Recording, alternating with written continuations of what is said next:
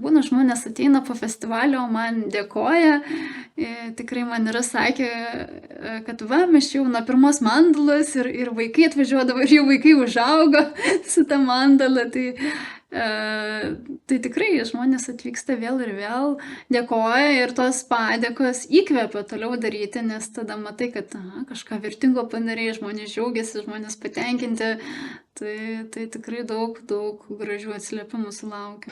Apie ką festivalis? Tai taip pat ir yra apie įgūdžius, kuriuos tu gali įgauti, emocinės, savireguliacijos, streso valdymo, tiesiog komunikacijos su savimi ir aplinkiniais, nesmurtinės, pozityvesnios ir to pozityvesnio vidinio dialogo. Tai yra įgūdžiai, kurie yra labai reikalingi žmonėm, ko mes nesimokėm mokykloje.